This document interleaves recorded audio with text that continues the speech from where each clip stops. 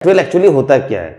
तो सपोज हमने कोई एक नंबर डाला, कंप्यूटर हमसे एक नंबर मांगा, जैसे 5 मैंने डाला, तो अब ये 5 का फैक्टोरियल क्या होता है। तो 5 का फैक्टोरियल ये हो गया फैक्टोरियल का साइन।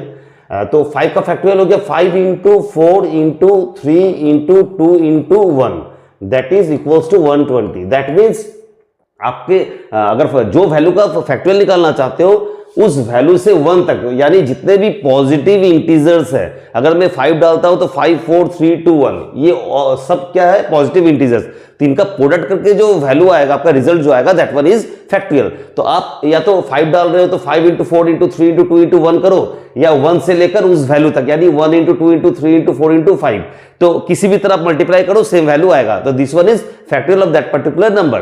तो हमें एक प्रोग्राम ऐसा डिजाइन करना है कि जिसमें कंप्यूटर हमसे पहले क्या करेगा, एक वैल्यू मांगेगा। वो वैल्यू 2 3 5 7 कुछ भी आप डाल सकते हो। एक इंटीजर वैल्यू आपने जो डाला, आप उसके ऊपर में क्या फैक्टोरियल आएगा तो वो कैलकुलेट करके कंप्यूटर हमें रिप्लाई देगा। तो चलो देखते हैं, इस चीज को हम समझते हैं। तो सबसे पहले हमारा क्या हुआ, हमने मेन में 3 वेरिएबल पकड़ा है। एक हो गया आई लूप चलाने के लिए, एन हो गया एक वेरिएबल जिसमें यूजर इनपुट करेगा एक वैल्यू जो कि अननोन है, कुछ भी हो सकता है, और f इक्वल्स टू 1 पकड़ा क्योंकि f के अंदर फैक्टोरियल हम कैलकुलेट करेंगे। अब आपका क्वेश्चन होगा जो सर f का वैल्यू 1 किस लिए पकड़ा, 0 भी पकड़ सकते थे।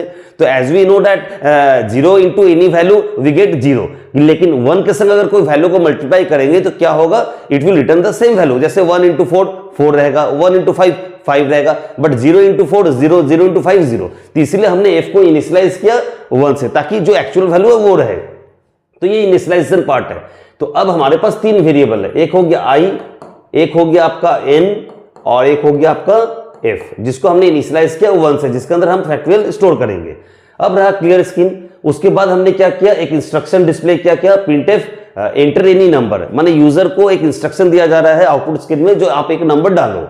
तो ये इंस्ट्रक्शन पढ़ के यूजर क्या करेगा, एक नंबर डालेगा। तो स्कैनफ क्या कर रहा है, हमसे एक वैल्यू मांगेगा। किस टाइप का वैल्यू मांगेगा, इंटीजर वैल्यू। तो परसेंट डी इंटीजर को रिप्रेजेंट करता है जैसे कि आप जानते हैं, और एम्परसेंट एन क्या हो गया, एन के एड्रेस में स्टोर होगा।